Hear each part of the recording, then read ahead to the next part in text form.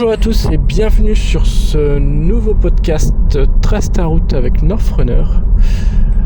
Alors, aujourd'hui je voulais essayer d'éclaircir le côté accompagnement que je voudrais proposer dans le développement lié à cette page.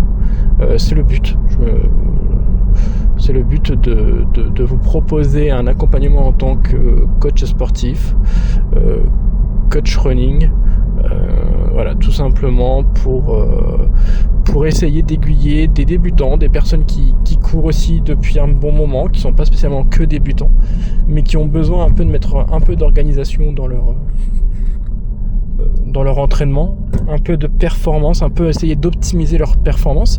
Et vraiment, quand je dis ça, c'est pas spécialement que les débutants. J'ai l'impression des fois de concentrer mon discours sur les débutants, mais en fait c'est pas spécialement que pour les débutants. Je vois autour de moi des fois des personnes qui courent depuis très longtemps, qui courent à des allures très intéressantes, mais qui n'arrivent pas à performer. Je vais donner un exemple assez concret sans spécialement nommer les personnes, mais j'ai des personnes avec qui je me suis entraîné quelques fois, pas encore habituellement, mais ça viendra, qui font des footings facilement en 5,15, 5,30 au kilo. Moins de 5,30 au kilo. Plus rapide que 5,30 au kilo, c'est quasi sûr. Et qui sur un marathon performe à 4h30. Alors attention, je suis loin de dire que 4h30 sur un marathon c'est mauvais. Non, parce que clairement un débutant qui va aller faire 4h30, je vais féliciter. Par contre, clairement, la personne qui fait du 5,15 au kilo pendant 20 km le dimanche matin et qui fait 4h30 sur un marathon, pour moi, il y a un problème quelque part. Voilà, c'est le simple message, c'est pas du tout, je suis pas là pour critiquer. Chacun court comme il en a envie. Mais par contre, voilà, je suis là aussi pour dire que ces personnes-là, pour moi, quelqu'un qui fait des footings en 5,15, clairement, elle peut espérer un marathon en moins de 3,30. Et franchement, je n'exagère pas en disant ça.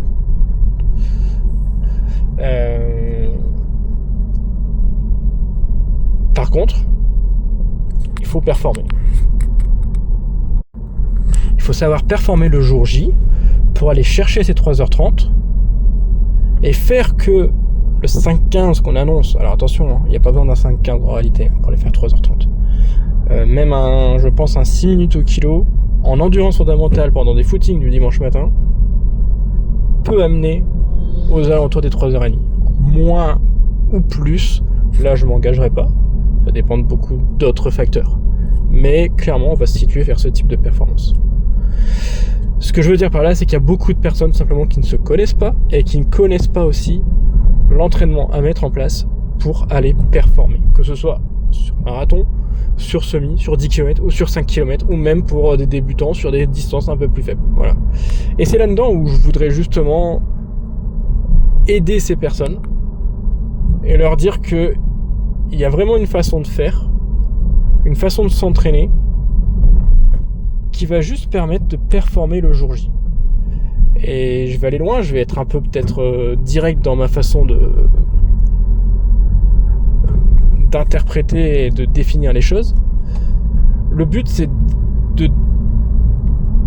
en partant du performeur d'entraînement, souvent on dit les rois de l'entraînement, devenir un performeur en course. Et alors je me souviens qu'en vélo j'étais un peu l'inverse. Je faisais du cyclisme à un moment, j'ai fait du cyclisme en course en course officielle, et je m'entraînais, je pense, très bien parce que je savais ce qu'il fallait faire pour m'entraîner, je savais ce qu'il fallait donner. J'arrivais des fois à embêter quelques-uns de mes collègues à l'entraînement.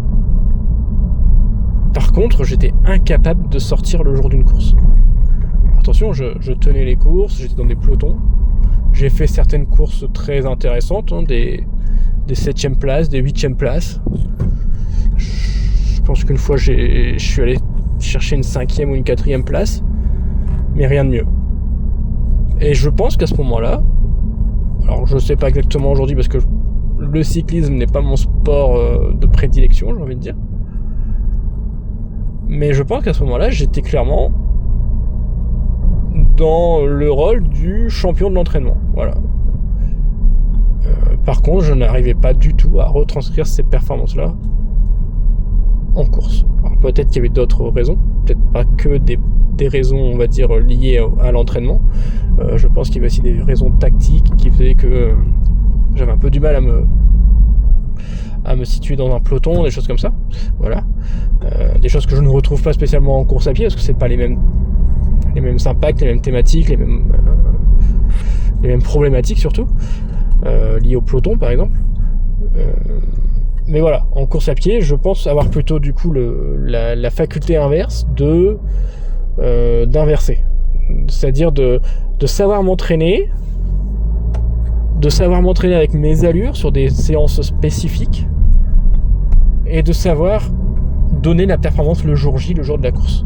Comme je dis souvent, parce qu'on parle beaucoup par exemple d'une course de 10 km, ça c'est beaucoup plus simple de parler d'un 10 km que d'un marathon avec les collègues, avec les copains, avec la famille. Comme je dis souvent, oui, je suis capable aujourd'hui, je pense, de faire je vais m'avancer en disant 43 minutes sur 10 km, qui est un temps moyen. Mais clairement, je m'amuserai jamais à faire 43 minutes en entraînement. Non, je ferai le jour de la course. Voilà. Et c'est vraiment ça que je veux mettre en avant chez chacun d'entre vous. C'est-à-dire que pour des débutants qui ont envie de se lancer, qui ne se connaissent pas, qui ne savent pas vraiment comment s'entraîner, là on va partir vraiment sur de l'initiation, sur de la découverte, sur la mise en place d'un rythme habituel de course à pied.